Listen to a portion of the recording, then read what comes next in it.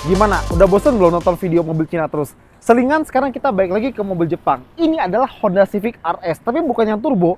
Sekarang dia pakai mesin hybrid. Tapi pertama-tama kita lihat dulu apa aja bedanya di luar. Sekarang yang kalian lihat adalah Honda Civic RS turbo yang lama. Nah, ini yang baru. Jadi bedanya dia ada di bumper depan, desainnya baru. Dan kalau boleh kita bilang, ini mirip sama BMW G20 desainnya. Agak sekilas tuh mirip ya. Dan lampu depannya juga beda. Kalau yang Civic RS lama, dia pakai proyektor di tengah. Sekarang dia pakai reflektor aja, jadi kayak Honda CR-Z sama Honda Civic Turbo yang lama. Dan nggak cuma itu, sekarang dia kalau misalnya kalian lihat ini pakai warna baru. Namanya Canyon River Blue Metallic.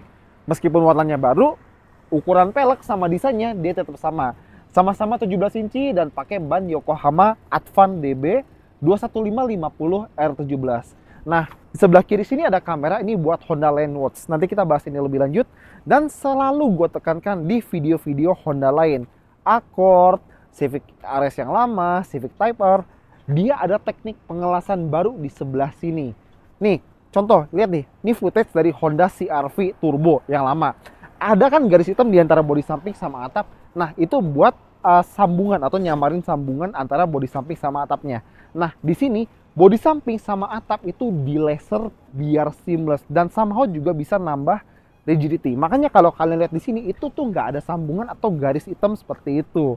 Ini tekniknya tidak mudah dan tidak murah, tapi gue seneng Honda melakukan ini. Nah, kalau di belakang sini sebenarnya nggak banyak yang berbeda. Tutup bensin masih sama gitu ya. Jadi kalau misalnya pintunya masih kekunci, kita nggak bisa buka tutup bensinnya. Tapi kalau misalnya kita unlock gitu ya, dia langsung ngebuka. Jadi nggak perlu tuas tambahan di sekitar supir. Bagian belakang nggak beda. Spoiler sama, lampu belakang juga kurang lebih sama. Paling yang berbeda ada dua hal. Pertama, tulisan RS itu baru. Sama kayak Brio dan sama kayak CR-V yang hybrid. Dan sama kayak Honda Accord hybrid juga ya. Dan kalau misalnya Civic Turbo RS yang lama itu punya dua knalpot, sekarang tinggal satu. Nah, sebelum kita masuk, coba kita lihat bagasinya dulu bentar. Masih sama, terus kalau buka lagi, iya. Ban serep full size, langka sekarang. Dan ada toolkit, dongkrak, segala macamnya. Kita tutup. Dan seperti biasa, bisa lipat jok ya. Dan mobil ini kalau kita beli, kita bisa dapat 3 kunci. Pertama, kunci yang biasa nih kalau kalian lihat ya. Nih, kunci Honda pada umumnya. Dan kalau dibalik ada tombol buat lock, unlock, remote engine start, dan buat buka bagasi. Itu biasa. Nah, yang kedua, bisa dapat kunci di HP kita dengan aplikasi Honda Connect. Sama kayak beberapa merek lain, ini juga seperti ya IoT gitu ya. Jadi, kita bisa nyalain mobil, matiin mobil, nyalain AC, dan cek kondisi mobil dari HP kita. Nah, aplikasi ini sebenarnya di launching di Gias beberapa tahun lalu, mungkin 2023 atau 2024 gitu ya. Dan pertama kali diperkenalkan Honda di Honda CR-V Hybrid. Awal-awal sebenarnya gratis, tapi setelah berapa lama gitu gue lupa, itu ada biaya berlangganan. Tapi kalau gue boleh saran, gak usah ribet-ribet sama Honda Connect, karena ada kunci ketiga yang paling gue suka dari Honda Civic baru ini adalah ini dia. Set, kunci yang bentuknya kayak kartu kamar hotel atau kayak kuncinya Tesla gitu ya. Jadi ini tinggal kita selipin aja dan kita bisa nih misalnya ya, kita bisa ngunci mobil, ngunci kan, kita juga bisa buka mobilnya dan bahkan juga bisa nyalain mesin hanya dengan kunci yang berbentuk kartu ini nih. Kenapa gue suka banget? Karena satu, ini tipis jadi nggak jendol. Kalau di kantong kayak gini nih, kan jendol nih kunci biasanya nih.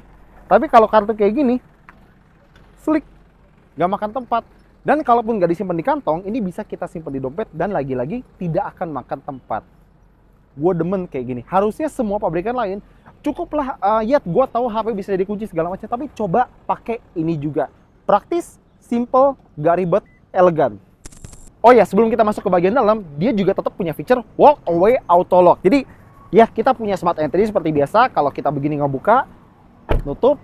Tapi kan kalau misalnya kita udah parkir, terus kita pengen masuk ke dalam kantor, rumah, mall gitu-gitu, kita kan ada ngerogo-rogo tombol locknya mana gitu-gitu.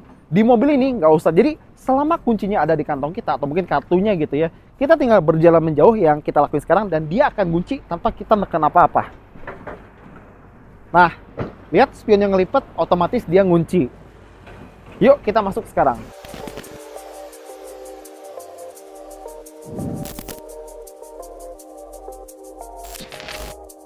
Di bagian dalam sebenarnya perubahannya mungkin nggak langsung kelihatan. Contoh, jok sekilas sama, tapi ternyata dia sekarang kombinasi bahan kayak suede Alcantara di tengah sama kulit di pinggir kanan kiri, dan seperti biasa Honda, duduknya selalu ergonomis dan enak, plus ada jahit-jahitan merah. Asli ini duduk di Honda Civic itu enak banget ya, dan setirnya seperti biasa bisa tilt dan teleskopik. Dan lagi-lagi kalau Honda posisi nyetir, nggak usah ditanya. Setir kurang lebih sama, ada jahitan merah segala macam, dan tombol sebelah kiri buat multimedia, sebelah kanan buat Honda Sensing-nya. Dan mobil ini sekarang dia punya sensor parkir baru di depan, dan otomatis sistem Honda Sensing-nya udah dikalibrasi ulang. Katanya lebih halus, tapi kita belum bisa ngomong. Kita cuma punya waktu terbatas sama mobil ini sekitar 2 jam, tapi ya mungkin kapan-kapan kita pinjam. Dan mobil ini masih nggak punya sunroof seperti yang kalian bisa lihat. Plus, kalau misalnya kalian ingat Honda Accord, dia kan udah ada Google built-in. Ini juga udah ada. Jadi sistem head unit Honda ini udah terintegrasi sama Google. Contoh, kita nyalain ya. Jadi dia ada Google Assistant, ada Google Maps, dan layanan lain kayak Spotify, YouTube Musik, dan lain-lain. Jadi misalnya kita buka Google Maps nih ya. Katakanlah kita pengen ke mana ya, misalnya Semarang deh. Langsung aja, hey Google, navigate me to Semarang. Okay, Semarang, let's go. Cepat. Jadi kalau misalnya yang lain kayak misalnya hey nyebut nama brand gitu, kenapa nggak pakai hey Google aja, lebih cepat, lebih akurat gitu, dan Google kan pinter gitu ya. Dan kita lanjut lagi apa aja yang baru di mobil ini. Nah, sekarang dia tetap punya beberapa drive mode. Ada ikon buat yang irit-iritan, normal ya normal, sport, tapi ketambahan mode individual yang nanti bakal kita bahas. Nah, instrumennya tetap pakai full layar, full LCD, tapi kalian kan lihat logo RS di depan sama belakang di luar itu udah baru. Tapi begitu kita masuk mobil ini, misalnya gitu ya, kita masuk, logo RS yang nongol itu masih pakai font lama. Harusnya diupdate sih. Sama buat Honda gitu ya. Kalau bisa tolong cari supaya klakson yang bunyi agak bonafit gitu. Karena coba dengerin klakson mobil ini ya. Nggak banget deh kalau buat Honda kayak gini ya. Oke. Kedua jok depan udah elektrik, tapi nggak ada kayak penghangat, pendingin, pijat gitu. Nggak ada, agak sayang ya. Sekarang dia ada wireless charger di depan sini.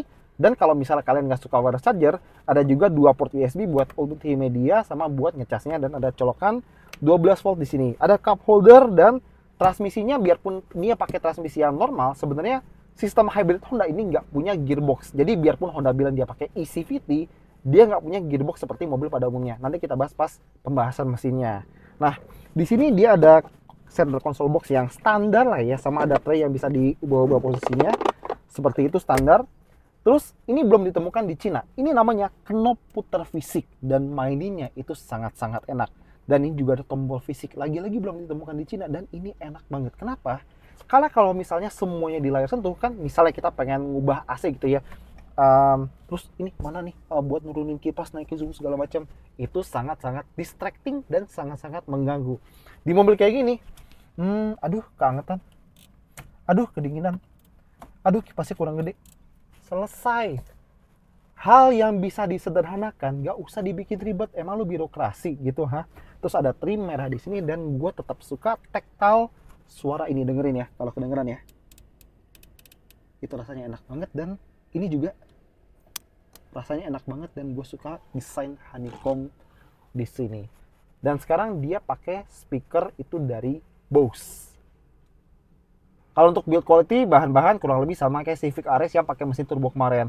Di atas sama di tengah bahan-bahan bagus-bagus, empuk-empuk, cuma di bawah udah plastik. Karena gimana pun juga ini adalah sebuah Civic. Kalau lampu interior itu nyalanya udah putih, bagus. Tapi kalau lampu vanity mirror, dia masih sama aja, masih sama-sama kuning, tapi bukan kuning yang LED. Untungnya dua-duanya dapat ya, kiri sama kanan dapat. Dan kalau di belakang kurang lebih sama, ada juga USB-C 2 biji dan armrest yang masih agak ngeplek. Sekarang saatnya jalan, dan sebelum jalan kita bahas dulu mesinnya. Sekarang mesinnya. Kalau misalnya Civic RS yang lama pakai mesin 1500 cc turbo, itu kita udah kenal lah ya, dipakai di CR-V, dipakai di Accord, udah umum. Ini pakai mesin 2000 cc 4 silinder Atkinson cycle dengan 2 motor listrik plus dia penggerak roda depan. Jadi sama kayak Accord Hybrid dan juga CR-V RS yang hybrid. Nah, kalau tenaga mesinnya aja 141 PS, torsinya 182 Nm. Nah, tenaga motor listriknya 184 PS dan torsinya 315 Nm. Tapi kalau di total, tenaga mesin bensin sama motor listriknya itu bisa sampai 203 PS. Itu udah lebih gede daripada Honda Civic Type R beberapa generasi lawas, terutama generasi EK sama generasi EP. Udah kayak torsi mesin diesel. Tapi kalau kalian mikir ini adalah Civic Hybrid pertama di Indonesia, nggak juga. Jadi waktu Civic generasi ke-8 yang kodenya FD, aduh itu ganteng banget tuh mobil bahkan sampai sekarang ya. Itu sempat ada beberapa unit Civic Hybrid masuk Indonesia, mungkin sekitar 2, 3, atau 4 unit gitu ya. Dengan teknologi IMA atau Integrated Motor Assist atau Intelligent Motor Assist gitu ya. Tapi itu udah teknologi lama, sekarang baru di teknologi eHEV Honda Civic Hybrid ini. Nah, yang menarik adalah dia nggak punya gearbox. Ya, dia nggak pakai kayak Great Logic segala macam atau CVT Outdrive segala macam. Dia nggak ada. Dia meskipun Honda bilang dia pakai eCVT, sejatinya mobil ini nggak punya sabuk baja atau sabuk-sabuk CVT lain. Dia nggak pakai. Jadi kalau kalian adalah pengguna Honda dan suka punya cerita ya begitulah bersama CVT Honda, mungkin kalian tidak perlu takut di mobil ini. Nah, tapi mobil ini punya sistem kerja hybridnya itu seperti ini. Mungkin agak beda dengan Toyota dan Nissan gitu ya. Jadi pertama, ada EV Drive. Ini jelas ya, mobilnya jalan pakai tenaga listrik dari baterainya aja. Kedua, mesinnya bisa menghasilkan listrik dari generator tadi, motor listrik generator, ke baterai. Nah, listriknya lari lagi ke motor listrik yang menggerakkan roda depan. Ketiga, mesinnya bisa menggerakkan roda depan langsung. Jadi di antara mesin sama as roda depan, itu ada gear kecil yang rasionya mirip kayak gigi 6 di mobil-mobil biasa gitu, untuk menggerakkan mobil ini, terutama pas kecepatan 80 km/jam ke atas, atau simpelnya itu pas kecepatan di jalan tol. Mungkin kedengaran ribet, tapi nggak usah terlalu dipikirin. Itu biar kalian tahu aja gimana cara kerja sistem hybridnya Honda. Karena mengendarai mobil ini itu sangat-sangat simpel. Masuk, nyalain, nyetir, mesinnya bakal mikir gimana biar bisa ngasih tenaga bagus, tapi bensinnya tetap hemat. Sekarang kita nyetir. Sekarang kita udah jalan. Dan ini adalah pertama kalinya di mana gue nyetir sebuah Honda Civic dan gak ada suara mesin. Karena waktu kita jalan di mode misalnya normal atau eco, dia memprioritaskan penggunaan motor listrik sama baterainya. Tujuannya sama kayak beberapa hybrid, yaitu biar penggunaan bensinnya itu bisa ditekan seminimal mungkin. Dan menurut beberapa laporan, mobil ini, si Honda Civic Hybrid, bisa mencapai 1:20 alias 1 liter buat 20 km dengan mudah, tanpa kita harus sengaja ngirit-ngirit. Misalnya kayak matiin AC, nggak pakai musik, segala macam, itu nggak perlu. Mobil ini bisa sampai 1:20 dengan mudah menurut beberapa laporan. Tapi kita nggak punya waktu buat ngetes itu sekarang karena waktu kita terbatas mobil ini. Tapi yang bisa kita rasain sekarang adalah kalau misalnya kita lagi di mode hybrid gitu ya, kita bisa misalnya pengen butuh jambakan atau tarikan instan gitu ya, tinggal pencet gas, tarikannya udah mirip-mirip sebuah mobil listrik. Karena baik lagi si mode hybrid Honda ini punya settingan yang unik. Ada 2 motor listrik, 1 mesin 2000 cc, dan dia nggak punya transmisi. Nah, kalau misalnya kita gonta-ganti drive mode, dia ada beberapa. Dia ada Econ ya kalau Honda ya, dan ada juga normal.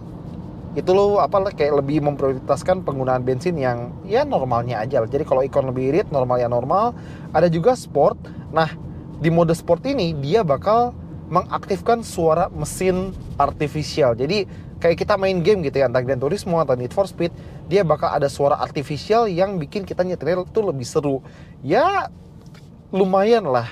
Tapi yang baru di mobil ini adalah dia ada mode individual. Jadi kalau kita geser ke sini, nah kita masuk mode individual dan kita bisa pilih macam-macam aspek yang bisa kita atur sesuai keinginan kita. Misalnya mesin, setir, engine sound ya, suara mesin tadi yang artificial, sama speedometernya desainnya mau gimana. Coba kita masuk mode sport dan semoga kedengaran suara mesinnya kayak gimana ya.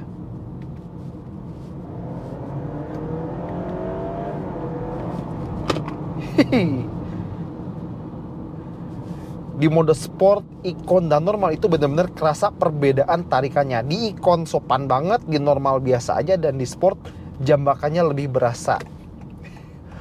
Nah, Honda Civic Hybrid ini punya feature yang sama kayak mobil hybrid atau mobil listrik lainnya.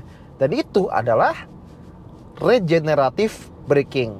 Ya, jadi kalau kita lepas pedal gas atau mungkin kita injek rem gitu ya, dia bisa mengcapture beberapa energi yang biasanya terbuang percuma buat disimpan lagi di baterai buat digunakan di lain kesempatan seperti itu. Nah, kita bisa atur seberapa kuat atau lemah regen braking dari pedal shift yang ada di setir. Jadi ini bukan buat ganti gigi karena dia nggak punya gearbox, tapi buat ngatur seberapa kuat atau lemah regen brakingnya. Kalau kita tarik yang minus terus, dia regennya bakal tambah kuat seperti itu. Tapi kalau kita tekan yang plus gitu ya, dia regennya bakal agak melemah seperti itu. Jadi kita bisa atur kalau mau regennya yang lemah, jadi kalau kita lepas gas dia bakal meluncur kayak mobil biasa pada umumnya. Tapi kalau regen kita setting yang paling kuat, dia tuh berasa kayak efek rem sendiri itu kuat banget. Tapi dia nggak bisa one pedal driving ya, karena ini bukan mobil listrik yang atau mobil hybrid yang memperbolehkan kita melakukan itu. Dia cuma bisa ngasih regen kuat, tapi dia nggak bisa one pedal driving. Ya seperti itu ya. Dan selebihnya mungkin sama aja kayak Civic FE yang sebelumnya. Ini termasuk Civic yang bantingannya sopan, dan salah satu highlight dari nyetir Civic ini adalah dia punya setir yang cepet dan cekatan banget. Masih ringan kalau penggunaan dalam kota kayak gini, tapi kalau misalnya kita manuver, dia punya setir itu yang responnya cepet banget. Untuk peredaman ya kita di kecepatan 52, suara ban ada tipis-tipis, dan tadi kita lewati speed trap, bantingannya sopan.